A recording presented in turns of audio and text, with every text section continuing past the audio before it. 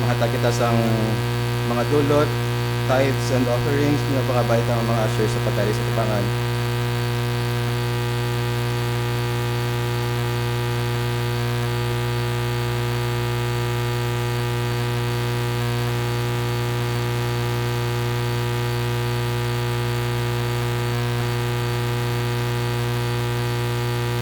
Mapagyan si Brother Owen sa pagpamuyo.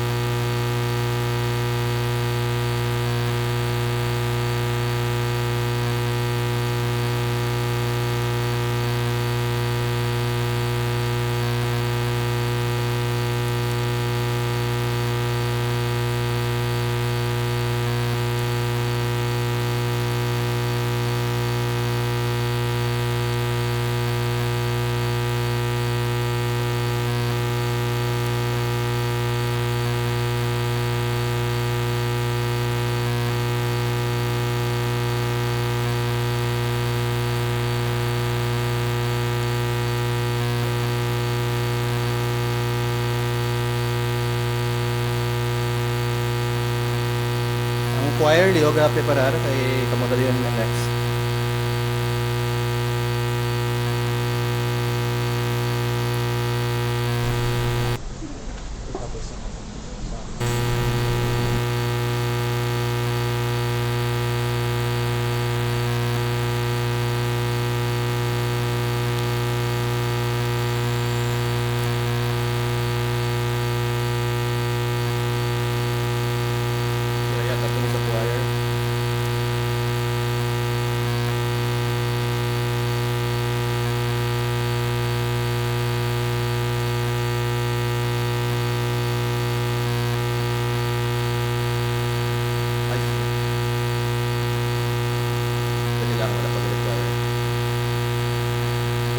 Prepare lang yung choir. Kay sa tanggatag sa aton nga dulot. Prepararan ay karikan taon ka.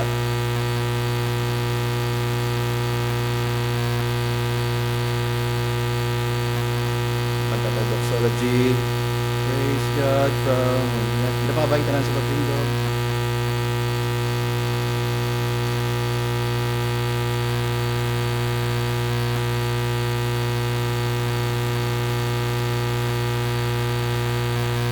Cantata. Praise God from whom all blessings flow. Ready, sing. Praise God.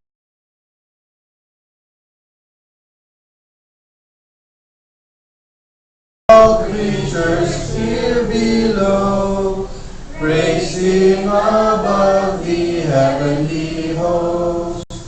Praise Father, Son, and Holy Ghost.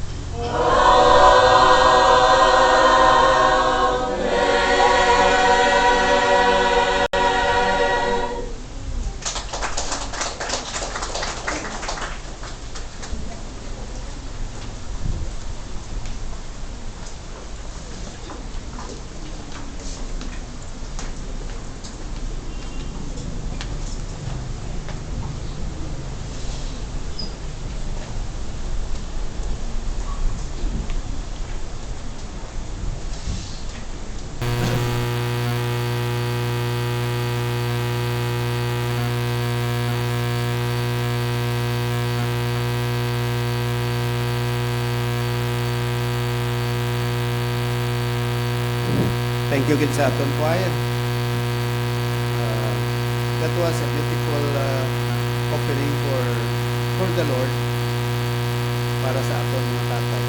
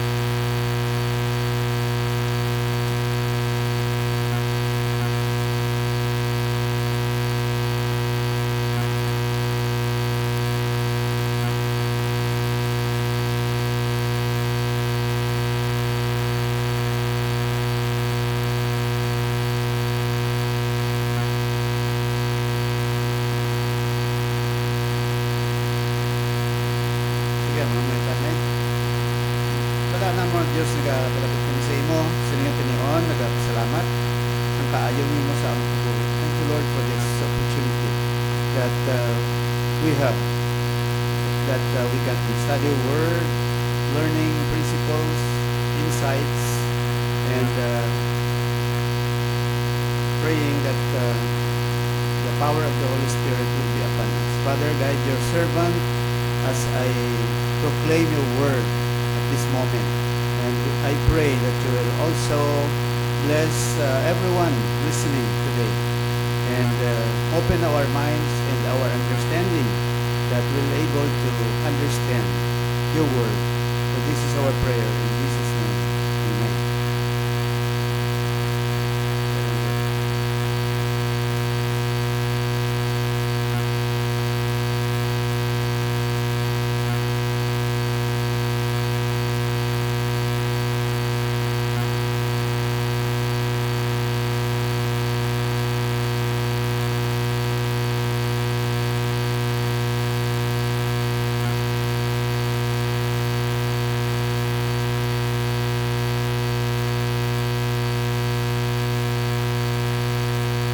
Okay, so kaya na pa na natin ginag-great ang happy Father's Day na. Ang picture ko din sa bigat pang makinuig. Natanaw-tanaw ko gani. Kadasig sa paglakat sa timpo. May bandere sa picture ng mga fathers na wala na subong. Diba? Sinong way na da? Ilan yung bilog? 1, 2. Sabay pang hindi ko matublo ang ibang. Sige. Si Mr. Vasquez, tingin ko ano sa Ginoo. Baik balo si Mr. Ganun niyo. Langog. Mga kayo nagpanwibay siya to sa muna, way na po balita siya. Kay hindi na siya kabalo mag-text pala. Kay way kami communication. So wala ko kabalo. Nagabasa lang ko blaki na sa balita. Parte sining 3 ka bata na minor de edad. Na silang dira ginaligar nga suyop sa rugby dira sa Lagon. Gapon na balita. Nagabot sa paminsaron ko, ining 3 ka bata may ginikanan. Yang ginikanan may amay, hindi sila may amay. Mumangkot karon, di nang ila amay nga nagamon na tabo sa ila, nga pinabayaan sila. Kag ang ila obra, ang nanet suyop sang ano na, ano ganina, gaslit sa nabila sa rugby. Ang rugby dili nagapag-rugby na bilang rugby. So muna mga kabataan. Kag nadumduman ko pagid ang tatay bala. Nung kanami sa example. Kuya ang bata yaga didi, siya yaga didi man sang ilimnon. So with that, sari-sari yung mga parangluman mo, no? Ano ang maayo nga TikTok kung mo na yung isa kamay. Kaya mo na siling ko kayo na, your father is a steward to his family. And definitely, if you're a father, as a steward, you need to become a good example. Just, pariblas sa itong ginambal ko sa inyo ng ligad. There was a man who was walking on the snow. Pag sa nagalakat siya sa snow, may bilin siyang footprint sa snow, di ba? Galubong ang tiil ko sa snow. And then, a little boy was following him. Bata yan. And then, nanotice siya nga kung nagatikang siya.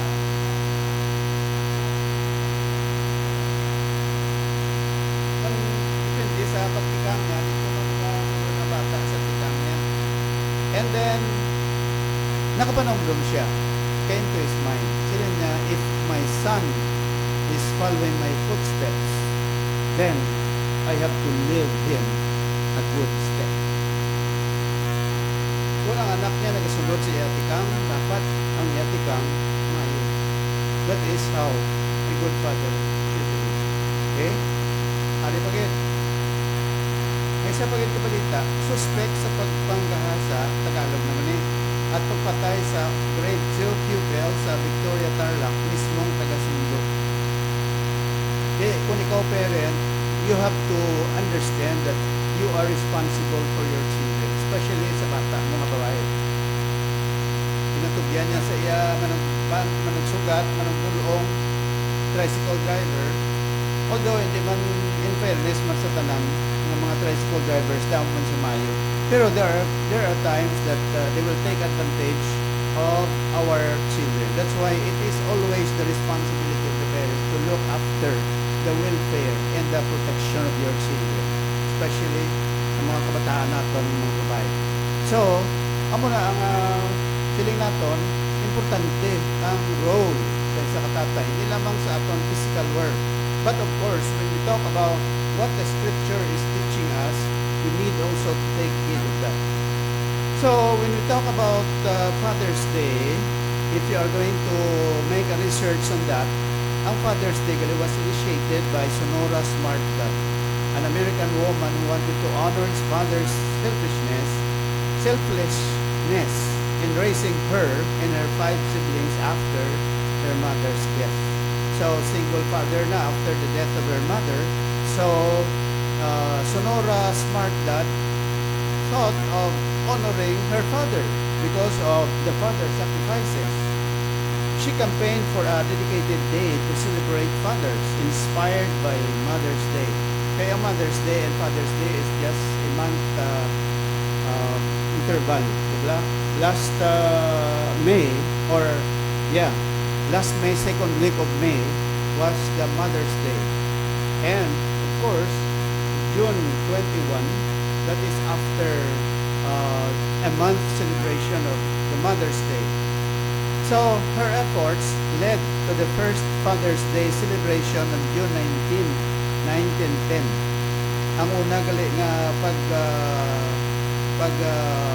panumdum niya nga June 19, 1910 in Spokane, Washington. Over time, President Woodrow Wilson signed a proclamation making Father's Day official in 1916. And in 1972, President Richard Nixon declared it a permanent holiday, national holiday in the United States. From that time on, since 1972, 1916, 1972, Father's Day was declared as a national holiday, not only in the United States, but even here in the Philippines. It only started with that initiative by Sonora Smartdad that the Father's Day celebration was started.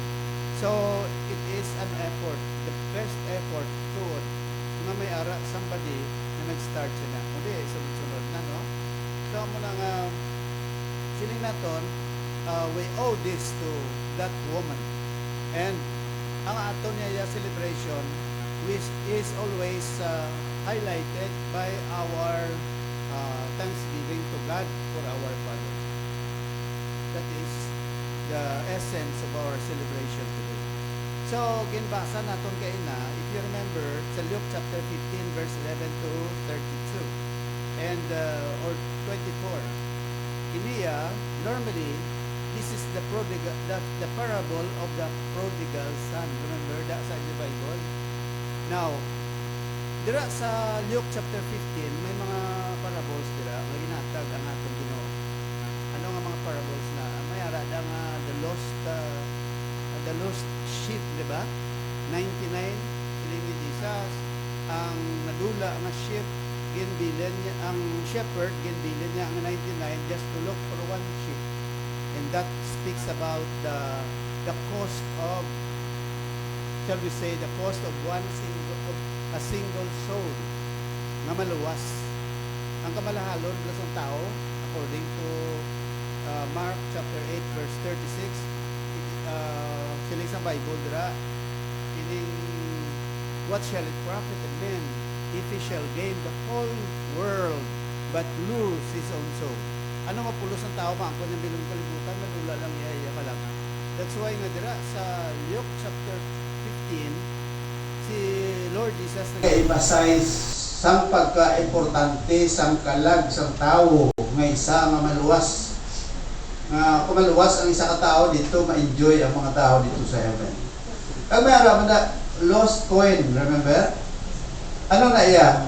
Kundi may babae na nadulaan sa isa ka kwarta na isa ka sinsilyo, pagkadulaan sa sinsilyo, nagburo ka bilong bilong community, piling kita ay sa sinsilyo. Kay gali ato gali ang sinsilyo na, that is the, kung sa mga kasal bala, kung sa ato niya subukan ring, ito sila yung kung na ginakasal, ang ginagift isa ka coin. Kaya kung itong gift, ito yung kung itong brabira gila pangita. Na ga-emphasize man nungod sa ka-importante man sang aton nga gift ginatag sa Diyos sa aton, sang kalag, sang lawas, no?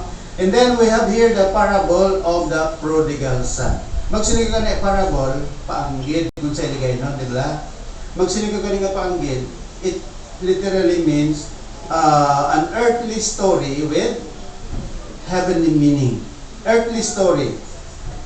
Di lang pala istorya sa kalibutan, mga familiar stories, pero may kahulugan nga spiritual.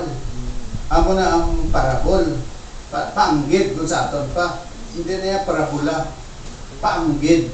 No? Yung paanggid sa Ginoo. Kabalo kasi Lord Jesus, may mga gagamit siya sa mga illustrations. As a master teacher, mahiligon siya magamit sa mga illustrations, mga object lesson, just to drive out the point that he is going to make. That's why naghatag siya sa parable.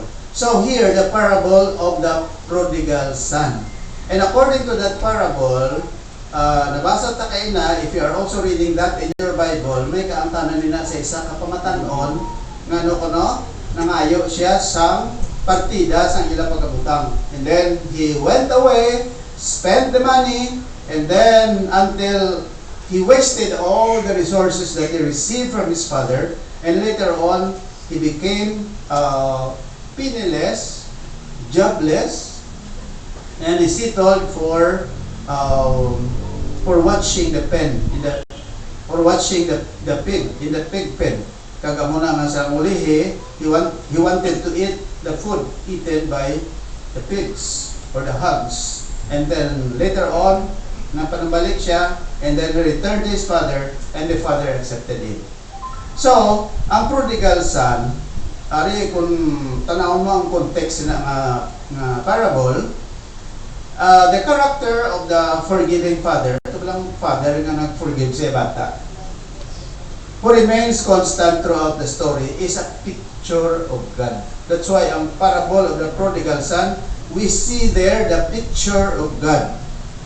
Picture of God sa sa isa ka tatay nga compassionate, mapinatawaron, kag mapinalanggaon. Okay?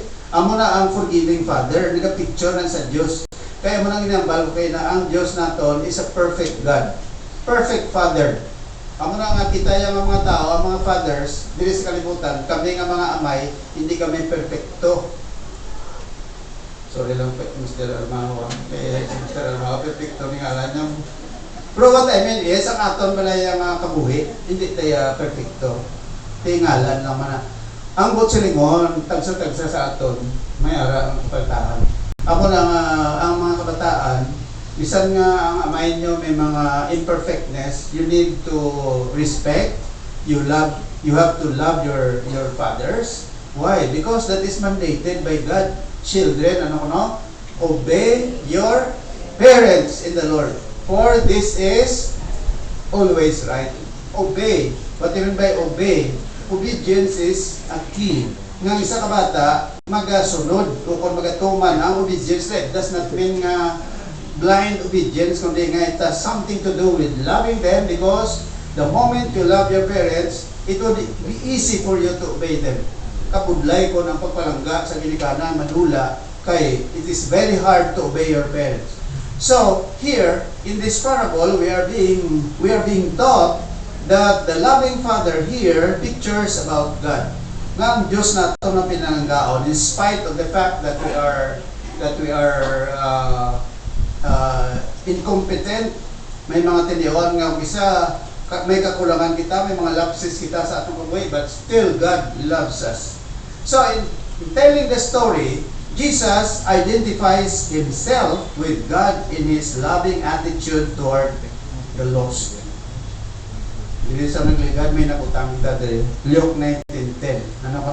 For the Son of Man is come to seek and to save that which was lost. That is the love of the Lord Jesus Christ. So, sa Father, nga ginhatag niyang illustration, actually, it was the Lord Jesus Christ who gave this parable. And he also identified himself with God as in his loving attitude toward the lost. It is symbolized by the younger son, the tax collectors and the sinners of Luke chapter 15 verse 1. The elder, pwede doon na di kabata, no? Di ba? Ang elder, ang pagbalik niya, kita yung mga, hindi nagbalik bata to mga mangot, no? Yung kuha yung partida sa tataya, nila sa ilang state, abi. Kaya ito kung tanawin mo ang konteksto sa ilala pang buhay, medyo maayo pang buhay. Nag-demand siya nga ang property partidahon. Pag ang isa ka portion niya, tag siya, malakat siya. Ipagbalik niya, amuman na natabuan ang pabalik sa magulang bata. Kansiling sa magulang bata nga, may siling sa iban ng mga tao. Ang utod mo nagbalik? Siling niya sa tataya, tayo nga pagbalik sa utod ko, nga mo na pag-amuma mo sa iya. Ako yung permi yung di-uponsit mo, pwede ko ginagami gatag, isa lang ka karnero para ihawol ko sa mga friend ko. Huwag siya ng lipay. Kag siling sa Bible, inang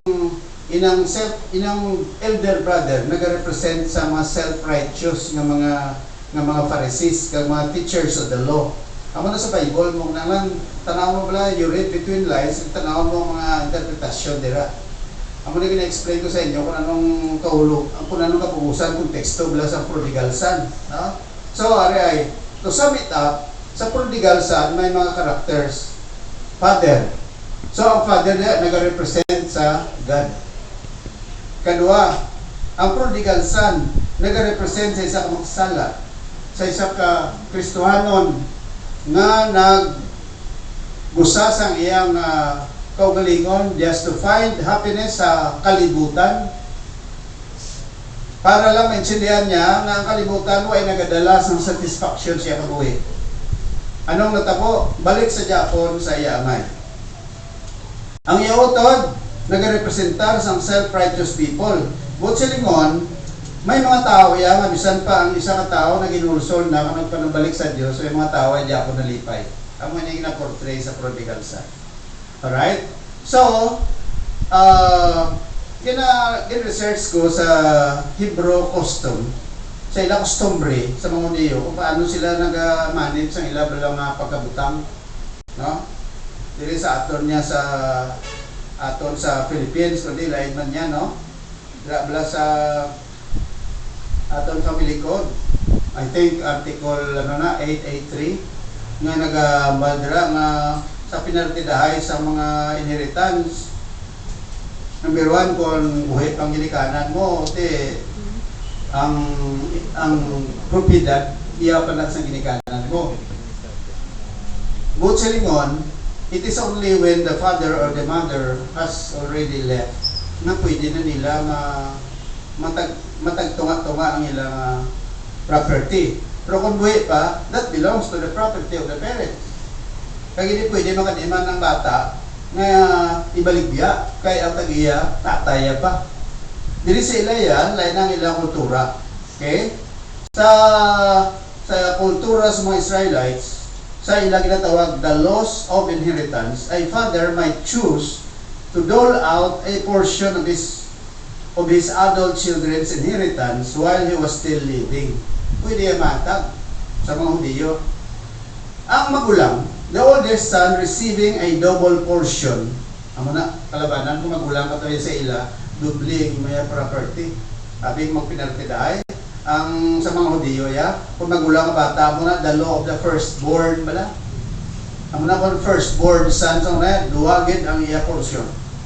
Kung ang property, amo ini kadako, ang partidahay na duha ka portion makatos magulang, ang iban makatag isa-isa na lang.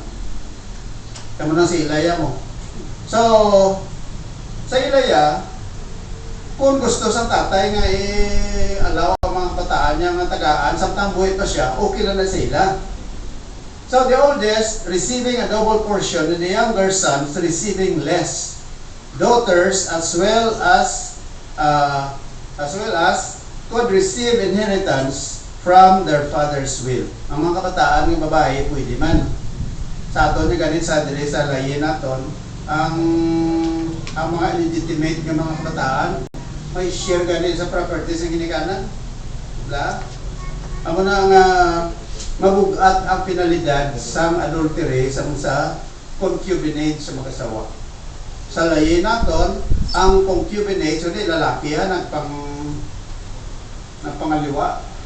Ano nga sala na concubinage? Kung masakwan nga ang bana nagdala sang another woman sa balay, o kung di gani nagpuyo sa lain naman nga balay, kag nabalaan akto, amo na ginatawag sa sala ng concubinage. Ang matabo da, kung akto nga dapan, sunod sa layi, ang asawa, ang babae, sinang lalaki, pwede lang magsulto from lalaki, pwede mapriso. Pero sa adultery, nako, sa risgo. Kaya ang babae nga nakasala, ang lalaki na niya para more panahos na, di ba? Nga kuwan pananglitan, ining babae, may ara siyang kabit. Ang babae niya, akusaron siya sa adultery. Kaya ang adultery mas bugat, kaya nga aman.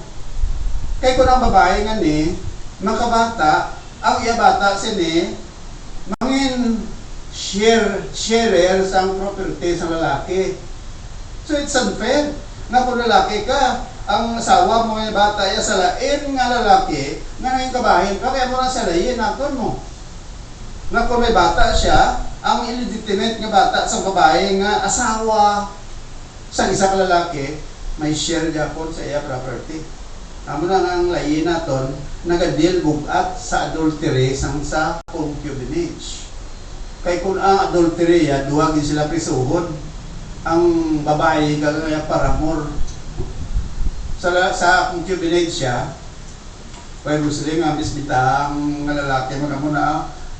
What the point is, sa property, bala sa tumaay sa property. Kaya mo na din issue ng lalaki diri ang bata nangayo sa partida sa iya tatay.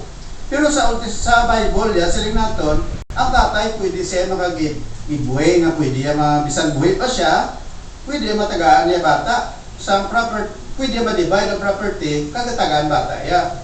Sa aton niya kasualidad daw hindi na pwede. Okay? Siling diri, but the implication here is that this father is a widower. Tuod no, ay takita sa asawa yan sa parabol na. He is much older now. His sons are grown men and he evidently doesn't have any daughters, so the inheritance will be sinful. Kaya man sa asawa. So, Kaysa aton niya, kung mapatay ang asawa, kundi o kung mapatay ang bana, ang property, na divide na, no? Pagkapatay sang, say for example, mag-asawa, napatay ang asawa o kung ang bana, ang property ng kapiyak, makadto sa bana o kung sa buhi. Ang kapiyak, makadto sa kabataan. For example, napatay ko abi, may inuta kami abi ng mga 30 hectares, bawa pertino. In your dreams lang na. Pagkapatay ko, ang 15 hectares, kadto sa sawa, ang 15 kadto sa kabataan. Ang munang tumaay sa inheritance. Pagkapatay isang duwa, tumaon sa mga kabataan. Sa sininga kaso ya, sa ila, partidahay dire, sa magulang, double portion. Sa Isaya, isa lang portion sa mga Hudiyo. So the elder son will receive 2/3 portion and the younger son 1/3 of the family estate. But while the father could choose to do this, Aryo, take note, while he is alive, it would have been entirely improper for a son. Sa isa ka bata, para sining ari sa parabol, to demand it while his father was still alive. Ano yung ginamit sa ginimo sa mga bata? Okay? And the younger son is demanding his share. He wants it now. This would have been a shocking and heartless demand. He's effectively saying to his father, Arya, daw mo na ginaparisil sa bata. Okay? Sila sa bata, I'm tired for you waiting to die so I can get my hands on what I've got coming. Daw pa rin ang bata kasi silang nakapoy wala sa ito tayo. Nga buhay ito pa yung sa subong. Tani napatay ka na lang para nga partidaon tayo pagkaputang tani. So, in a bulyom, silindire, in Hebrew culture, inipag-demand sa bata, para yun ang sagasiling siya tatay, I wish you were dead. Paano? So, in other words, ini nga parable, kadako sang iya implication sini sa istorya sa ila pangabuhi. Ini nga bata, makita mo, na pareho lang nga wala siya love sa iya tatay. Di parestong nagligat kay nadari nga nag-express sila sa papalangga sila amay. Pero ini nga bata, yaw, wala. Ang iya lang niya gina-after ang kwarta. So sila isang bata, sa parable, nag-demand siya sa iya tatay. Natagaan siya sa porsyon, kamalakat siya mo. Diba? So pwede mo ni matagaan sa another title, ini nga parable. Actually, ini parable of the prodigal son. This is just the title given by the Bible scholars, no?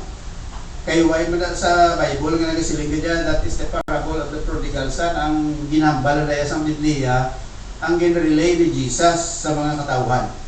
Pwede mo ni mga lanan nga the parable of the lost son. Ibang ganun tawag sila the parable of the two sons. Kag may araman nga parable of the compassionate father. Kag may araman the parable of the prodigal father. Uy, ala. Kag may araman nga sila the parable of a godly father. So, din sila ang maayo gamiton. Prodigal son. Kung sila yung prodigal son, nag-emphasize lang sa bata ang isa. Mag-emphasize naman sa lost son siya man Japon. Pero the parable of the lost sons, it emphasizes duwa naman kabata sini. Pero kung mag-emphasize ka naman the parable of the compassionate father, you are going to emphasize the father rather than the two sons. The same as true with the parable of a godly father. Hindi gamiton tadi. Okay, ganito kamayo ko that we are going to use the father, no? Ang sila kagana prodigal, by the way, ang meaning niya sina, wastefully extravagant. Prodigal. Ginusikan mo lang bala. Ang mga meaning sa prodigal. The prodigal son. Ano sa iligay no ng prodigal son? Ang mausikon nga bata. Nga mausikon. Di kaya ang resources, ang partida, yagin usikan niya lang. Paglakat niya sa iba niyang mga lugar, siguro, naglakad sa iba niyang lugar, kaya ang ilaya, siyempre, ang ila pangabuhi siguro, agricultural or what, no? Kaya sa mga Hudiyo sa una, hindi man ito industrial ila pangabuhi, hindi man ito commercial, kundi kalabanan, agricultural kultura nila pangabuhayan mo. So, normally, ang mga Hudiyo, ara sila, ang pangabuhayan nila na sentro sa pagsagod sa sapat, sa pagtanom. Di iniguro nga bata, hindi siya gusto magbantay sa sapat. Ini nga bata, hindi tamaran siya magtrabaho. Ang gusto lang niya, makakuha sa kwarta, pagkatapos malakat siya, kay gastuhon niyang kwarta ya, kung ano man ang gusto niya imon. Amo na ko nga ang sigida, nag-decide siya na kuwaon ang iya pagkabutang. Kuwaon na iya partida. Kag pagkatapos kuha, lakat, kag pagkatapos nangalipay. So that is the meaning of the word prodigal. Right? Sige. So, dili, sa binabasa na ako ni, nag-abot sa una ko, ngayon yung tatay, hindi, human father, ang istoryanta din mo. Ang iyas ni kahulugan yun, ang attitude sa nga tatay, nag-reflect sa attitude sa Diyos, no? So, the godly father, right? Tawgo na lang natin siya ng Diyos lang nga tatay, kay tatay mo nang in-emphasize natin subong. How I wish that all of us are considered to be godly father. Ano kung sila gani nga godly? Godly. Sa simple nga pulong, magsili ka nga Diyos nun. Ano ang Diyos nun? Itsura ginabasihan? Anong ginabasihan sa godly? Kaya iba niya masili nga, bako na ang itsura yung bala, ako godly ka tao. Ano kung sila nga godly? Ano kay kung maglakat-lakat sa bala, ako godly ka tao.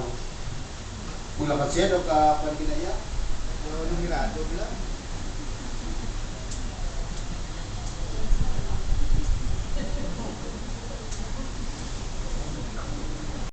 Doon ka Diyos, no? Hindi gani. Mayo ay pamisti. Ang tao ko isa, katulog sa imus. Pamisti mo ka, no? Kung nabi ka, di kurbata ka, no?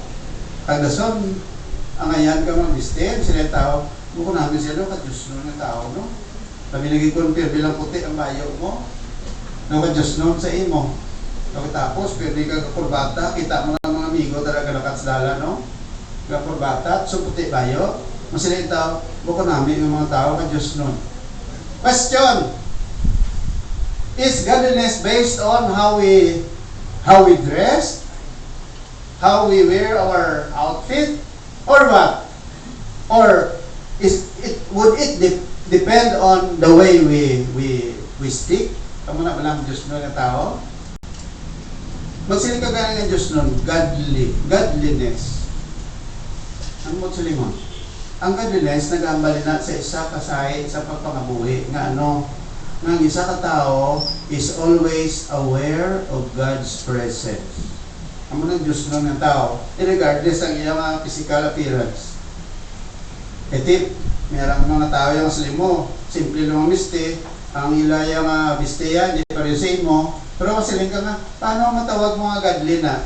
Ang tao galing nga godly, ang mga tao, mga nakahibalo, nga ang Diyos nagatulok sa iya. That is the simple way.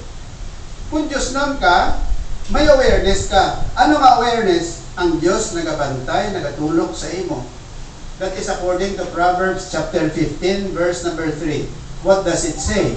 Sila sa Proverbs 15:3, the eyes of the Lord are in every place, beholding the evil in the good.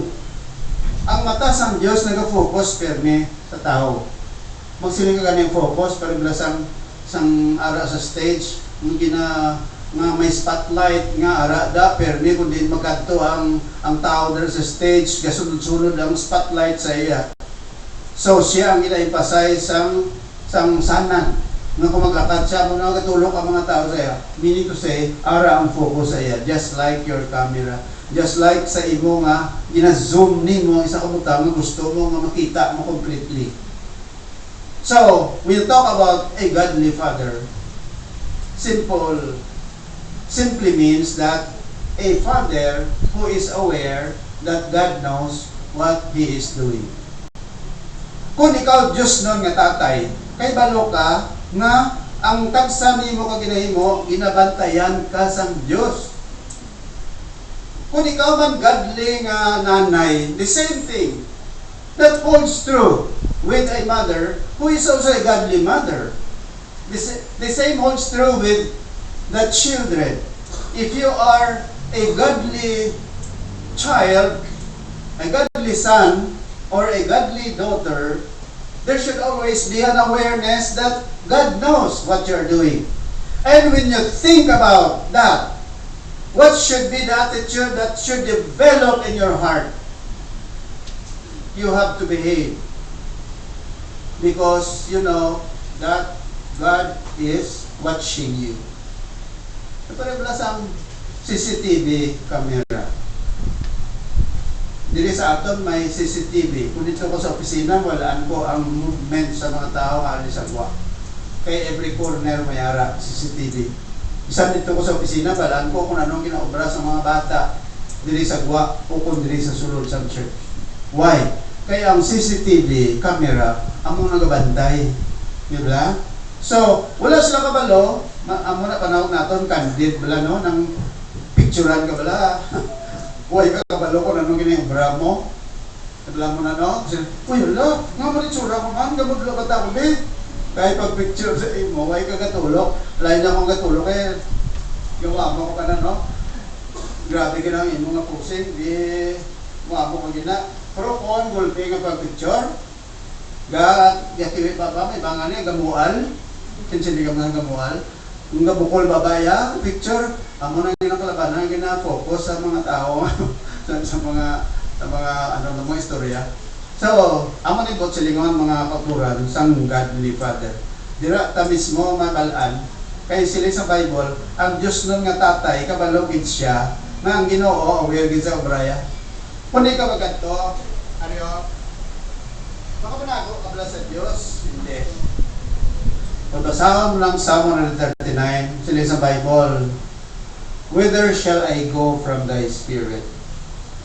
If I go to the wings of the morning, dili sa east, and go to the uttermost part of the sea, that is the west, behold, you are there. Sila ni King David. If I make my bed in hell, behold, thou art there. Even when I am in darkness, sila sa Ginoo, you are there. Kita mo? Ang Ginoo, yan, bisan diin ka lang, ara. So, kung ano kinahimo mo, abi mo, wala sa may nagatulog sa iyo, may gatulog asawa mo, may gatulog bana mo, may gatulog pataan mo, may isa nga nagatulog sa imo nga amo ang Ginoo. Amo na mga tatay. Dapat mention diyan sa mga tatay nga they are responsible. Amo na nga kung isa matulog mo ang mga kabataan, mga delinquente nga mga kabataan nga palaboy-laboy sa kalye, ang dako o kumangkot diin ang tatay sini ng mga kabataan. Ang lain pa, ang tatay kung isa amo yang gapalaboy-laboy. Namin ang tawag maguro mga prodigal father. Damo sa mga tatay nga panawag sina dysfunctional father. What do you mean by dysfunctional father? Father who is there but he does not function as a father.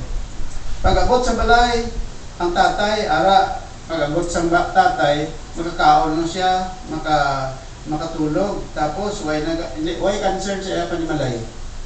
Panawag sina dysfunctional father. Dapat ang father should be functional. Okay? So, Ari, ano ang marka sa godly father? Dadaliw mo lang, kaya kasana ta ba? Kabay pa matapos ang drive. Sige. Dalawang minutos din ba? It's already 11:30. So, marks of a godly father, number 1, nasigo ko na a godly father gives freedom. Masaling ka, pastor, godly father, nag-atag sa freedom. Dili sa Bible, kita mo ang tatay din nag-atag freedom sa bata ya. Nga, pila na edad sa bata ya. I guess, ang edad sa bata ya, responsable na siya. So, sa Bible, ang edad sa bata kung 40 years old, panawag sila sa iya, youth pa na mo. Youth ng 40? Sa ato niya, edad sa bata, matawag kay youth. diri sa aton, duha ka school of thought. Ang ibang kasi lang from 12 to 21, ang mga kanong teenager. Mayroon mga siling from 13 to 20, ang muna ang matawag nga adolescent or teenager, no?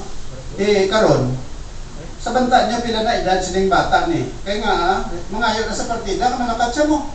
Hindi ba na pwede mahimo sa bata sa una? Meaning to say, hindi nga bata, medyo mature na. So, sila sa Bible, there was a certain man who had 2 sons. The younger of them said to his father, "Father, give me." That is a demand, di ba? The sentence there is imperative. Give me the portion of goods that falleth to me. Kasi sa Bible, ang tatay, why not choice, but he divided unto them his living, his estate, or his inheritance. And not many days after, younger son gathered all together and took his journey into a far country, and there wasted his substance with riotous living. What do you mean by riotous living? Magansal o magamo nga pagpangabuhi, magamo nga kinalipay. Butsilingon, riotous, sa butsilingon, ara siya sa drinking spree, or ara siya sa kung ano man kaysa una, siyempre, ilain man tawuro yung ilayang leisure time kumpara sa aton subong. Kung sa context natin yung subong, tilay ni, ang pangabuhi sa mga tao, yung mga nagapangalipay, ara, gaininom, gasinaot, ano pa kinaiban nga way of mga tao, subong ma-identify mo nga nag-engage sila sa muna, gasugal, no? Ano pa? Uligin nyo ko ba? Ininom, binayle, tawak mo ang bit, panalo pa da, ano pa gid? O, panahor, ano pa? Iban pa, ano? Basta mo na sila sa Bible, description dire, pagbato niya sa kwarta, wow, pwede daw gutom. Buwa sa dayon, lakat siya into a far country. Ang far country, it does not mean nga nagwa siya sa Israel. Ang far country to yet, figure of speech nga layo-layo sa ilang lugar. Hindi yung nga outside Kaya dito, malayo, gimnan mo, pero ay sa nagtabok sa dagat, perhaps, lapit lang. Galing kay far country, far lang. Ang silindre, and there wasted his substance with riotous living. Now take note mga kautura na, ini nga tatay nagatag freedom. Bagay gibala ang tatay, ginabasa ko bala, may mga pamangkot dire. Ang tatay, right bala na ginimo sa tatay, nga pagambal sa bata ya, tay, tagay ko kwarta, tagay ko porsyon ko malakat ko asin. Why sa may mga tatay gin-divide? Question, was the father right in dividing his estate right away? Damos ang kasiling. Well, the father has that option, no? Kag sakto siya. Kaya nga, number 1, ng bata, responsable naman mo. Kag paagi sini, most probably, kung amo na, guro ang nga bata, hindi lang amo na ang time nga ginakulit yung pipi tataya. Basi, several times naman. Basi nataka naman tataya nga, pero siya ginakulit sa bata ya. Nga partidahon, hindi katulog. Amo na explanation, amo na lang expression sa iba. Do hindi ka katulog. Hindi lang guro amo ni. Tingin tagaan niya, sige. Partidahon na lang kadugay naman ang ambal mo. At the same time, ini nga tatay, paghatag niya freedoms ni nga bata, dire ang mabalaan nga ini nga bata niya. Pila kadlaw, hindi gyud maayo kay tama niya ni kun sigihon niyo pa. The father, I think, taught him a lesson. Kag siling sa Bible darabla kung gamay pa bata kuya, kung ibo bata minor pa o kung gamay pa, di kinasugo kina sila sa Diyos. Deuteronomy chapter 6 verse 6 to 7. Na siling sa Bible kung bata pa, tudluan yung gidpermi. Amo na gali ang Genesis Deuteronomy 6:6 to 10, kung na nataw nga Shema. Tudluan nila bata nila that God is one Lord. Kag silindre, thou shalt teach them diligently unto thy children, talk to them when you are sitting at home, Walk by the way, when you lie down, and when you rise up. Amo ning paagi, magtudlo sila kabataan. Sa mga Hudiyo, amo ning ilayang ng pangabuhi. Gamay ang bata kinatudluan. Karon kung lagko na, give them the liberty, the freedom. Kag sakto ning ginimo sang tatay. Okay? Kag siling dire pag hatag ya sa bata iya sang iya partida, ang bata iya naglakat. Apang ang bata, anong ginimo iya? Gin-spend niya ang kwarta iya sa pagpangita lang sang kalipayan si pangabuhi. Kagamuno sila sa Bible, sila ni Jesus, take heed and beware of covetousness. For a man's life consisteth not in the abundance of the things which he possesseth. So ang bata, instead nga maggamit sa itong kwarta sa mga pagi, gasto yato sa pulos. Kag amo na nga ginakanta bala sa iban, My Way, no? Ang klasikal kanta ni Frank Sinatra. Ikopya ko ang lyrics lang dire. Now the end is near, and so I face the final curtain. My friend, I say it clear, I'll state my case in which I'm certain. I've lived a life that's full. I've traveled each and every highway. Amot po si Frank Sinatra, gikwayan ni sa Prodigal Son. Kagano pag inamambal ang yan lyrics dire? And more, much more than this. I did it, ano ko no? My way. Sila isang number 2, regrets. I've had a few. But then again, too few to mention. I did what I had to do and saw it through without exception. I planned its chartered course. Each careful step along the byway, and more, much more than this. I did it my way. Yes, there were times, I'm sure you knew, when I bit off more than I could chew. Nagkaon sa tusang damog sa sapat, di ba? Doon di matulun. But through it all, when there was doubt, I ate it up and spit it out. I faced it all and stood tall and did it my way. Amo na natabo sa siling nga bata. Tungod kay talikdan niya ang maayong pagpangabuhi, upod siya tatay, ang guwaya, remorse. Nga kay ang emphasis niya just to make fun of his life. Ikaron, kaya mo na yung nadamtan niya, basulod niyang tataya. May matin yun, bala, abin nyo, sa mga young people, kung hindi ka bala magpati sa amay mo, sa ginikanan mo, tagsundon mo gid ang imo yung kagustuhan sa pangabuhi mo, amo na yung guwaya, no? Pareho sang kanta ni Frank Sinatra, I did it my way. So, ining tatay, gintagaan niya freedom bataya. Masaling kati, sakto ito ginimo sa tatay.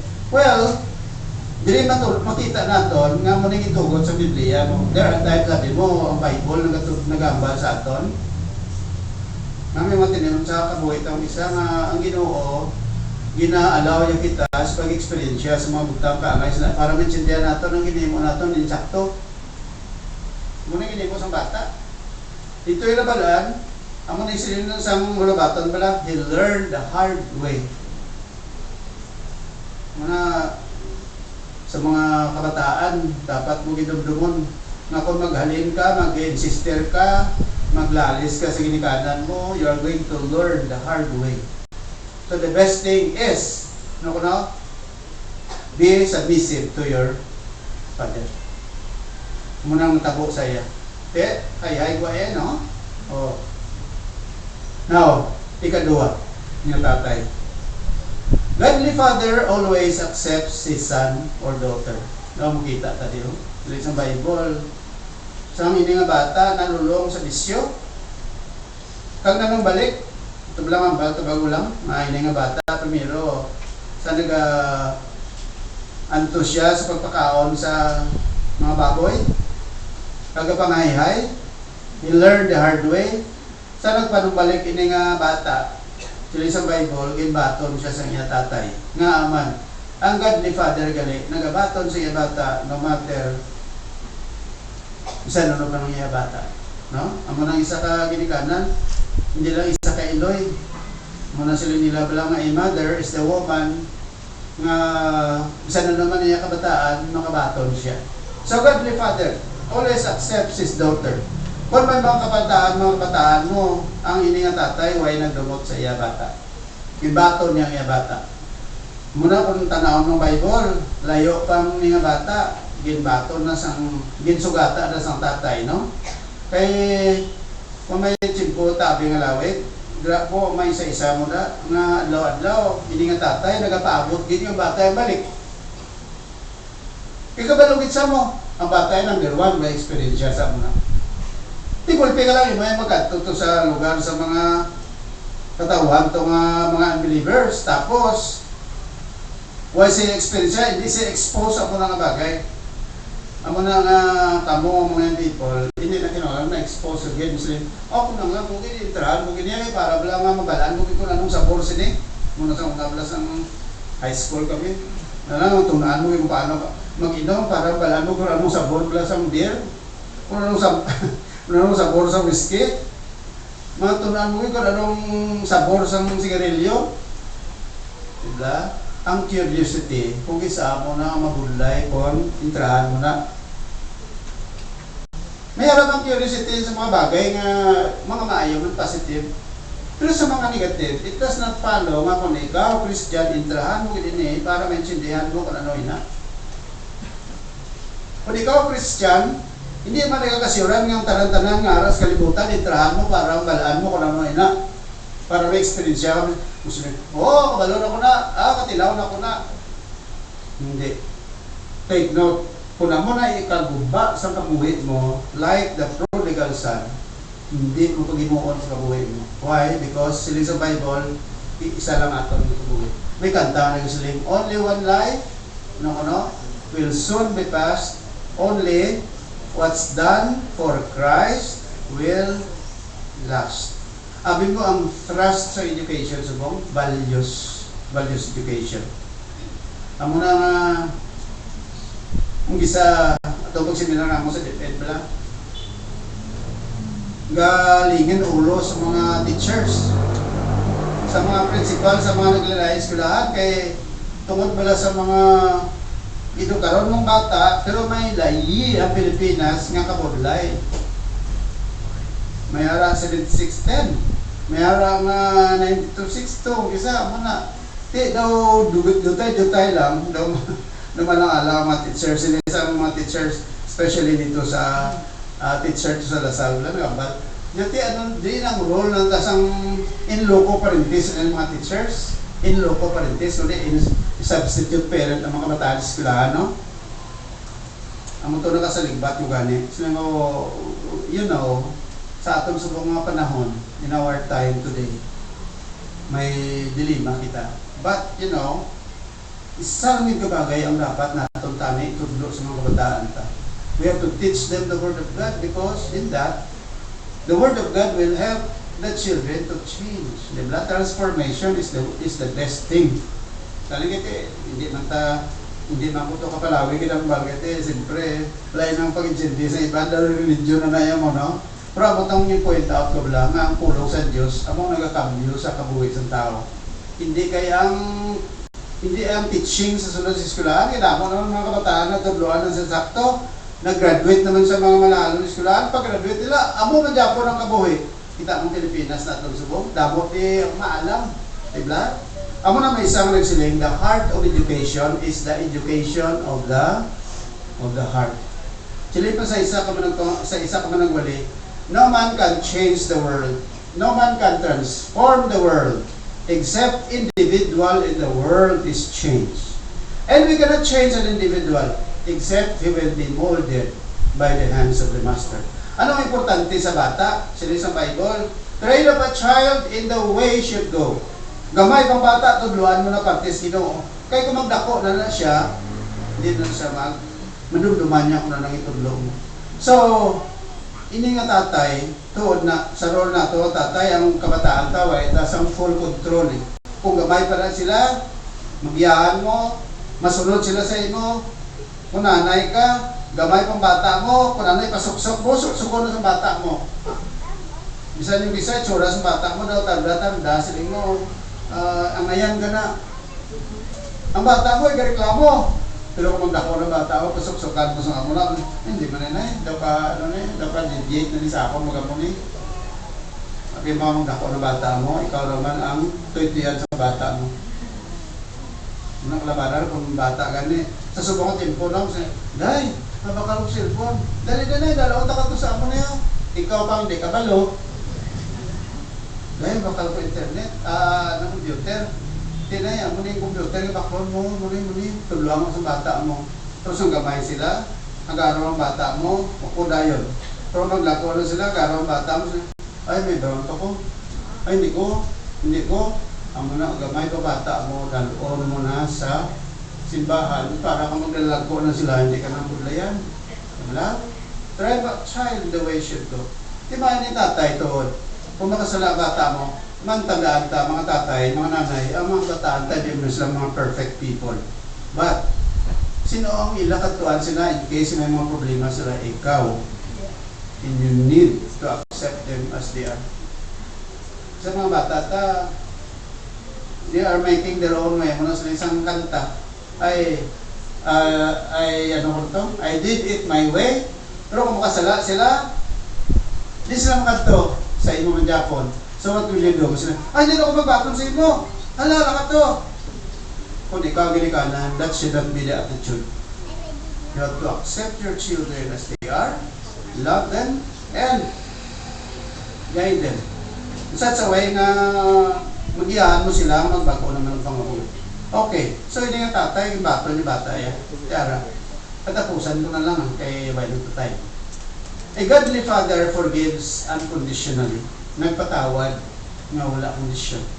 Pag-abot sa bata, bato niya na yun. Sila isang tatay, sige sila isang bata, Tay, Father, I have sinned against heaven and against thee. I have no longer worthy to be called thy son. Sila isang tatay, way na, damang gamuha. Bring forth the best robe. Nadala diyang lalo ni bayo, put it on him, and put a ring on his hand, and shoes on his feet. Ang ring na nag-signify sa ownership sa bata, nga bata mo. Pag sinindri, bring either the fatted calf and kill it, and let us eat and be merry. For this my son was dead and is alive. Kita mo, no? Ang tatay, hindi kabatas. Pero ang bata, sa paglakat niya, para sa siling, Tay, saan ka pa mapatay? Dapat patay ka na, parang partidaon na mo ni. So pagaling sa bata, ang pagpinsarya sa tatay, patay na to. Pagbalik niya, sila sa tatay, ini nga akong bata, patay na niya siya, pero nabuhay siya diba? He is lost and is found. Kasi they began to marry. What kind of attitude the father had? He forgives unconditionally. Okay? Amo nang pinakanami, kutatay ka. Ang abi mo ang kabuhi sa kalibutan, our lives is a life of forgiveness. Wala na sa pinakanami pa ang balitsagaw ng tao kung nagapatawad siya.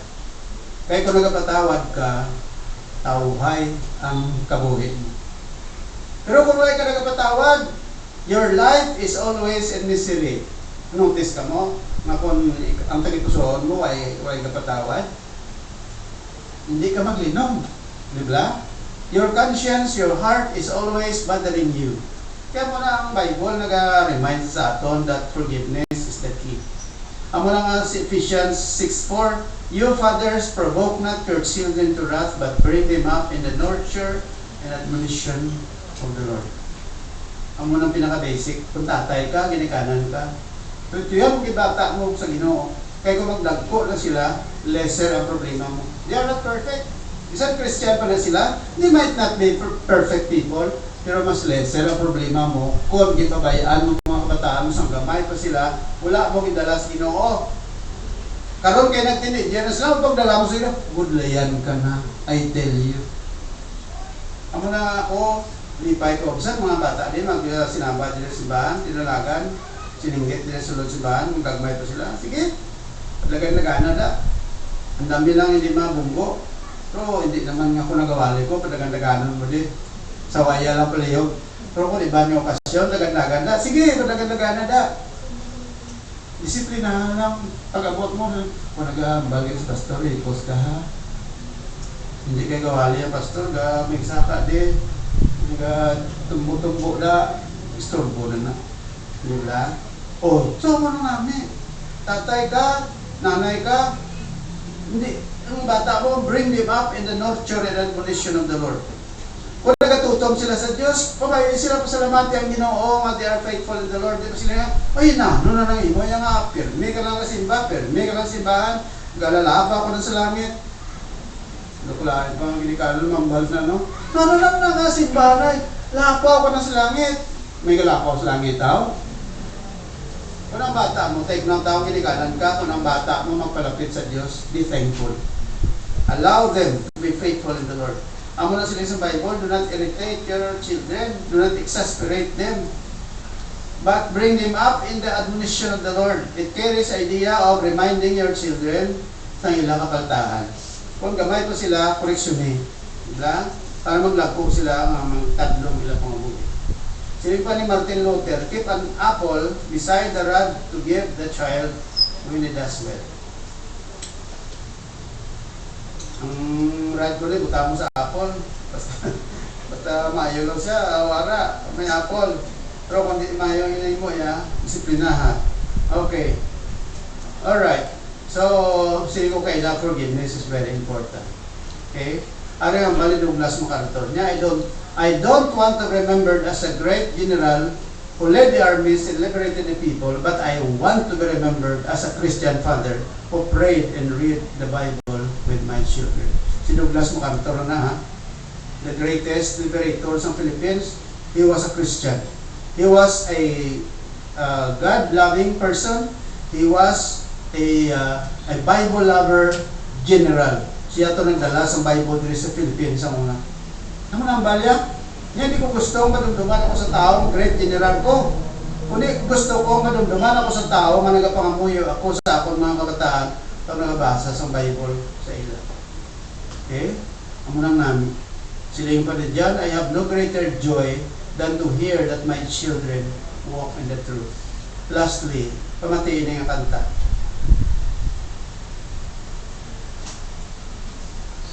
Bible lang.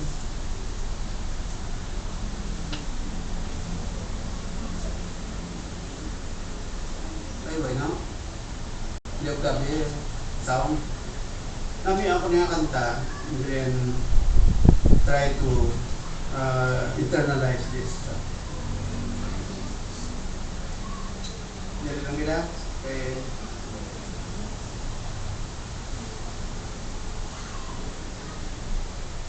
Sige, so pangbayad akong tindo, as we close, ano niya ang gusto ko internalize natin ng message. Why that? Sound? Why? Sige.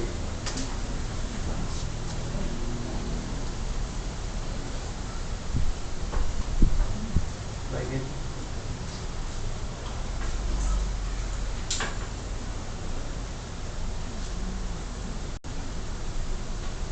Like it.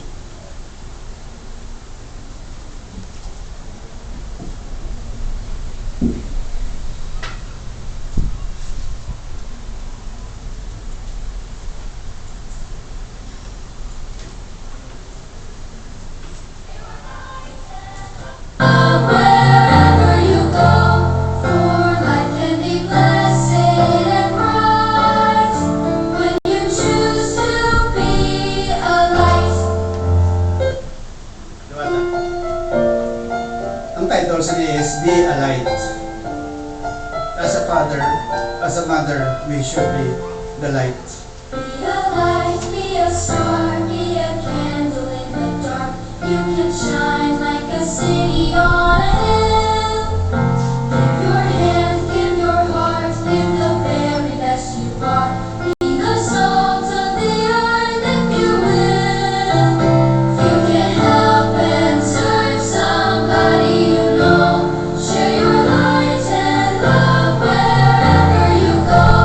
For life can be blessed and bright when you choose to be a light.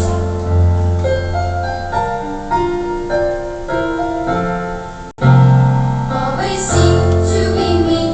Don't get angry or upset. Never swear or call anyone a fool. Just forgive and forget, for nobody's perfect yet.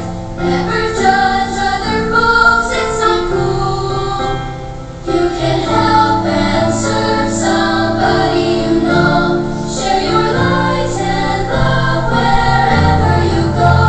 For life can be blessed and bright when you choose to be a light. Jesus taught us to love and give, for that's the happiest way to live. Have some faith when you pray in the quiet of your room, for He knows what you need before you ask. And in all that you do, try to live the golden rule. Every good thing you choose to do will last. You can help and serve somebody you know. Share your light and love wherever you go. For life can be blessed and also bright when you choose to be a light. Sige. We have to choose to be the light. Na aton roles kalibutan. No? As parents, the most important thing, number one, ti ari na tas Ginoo. Kung ka pa sa Ginoo, kahit pa mga battles Jesus, yung Savior, make it your priority. Umuyo kita. Dear Lord, our loving Heavenly Father, we thank you for this time that we can be reminded about our stewardship as parents, as fathers. Thank you so much, Father, for being our guide, for being our example, for being our model. We know, Lord, that we are not perfect fathers, but through your grace, you will help us to mold our children in such a way that we will follow the right step that they are making. So, Father, once again, thank you so much for everything. We bring to you all the glory and all the honor. And now, may the grace of our Lord Jesus Christ, the love of God the Father, and the communion of the Holy Spirit be upon each of us, now and forever. Amen. Amen. Amen.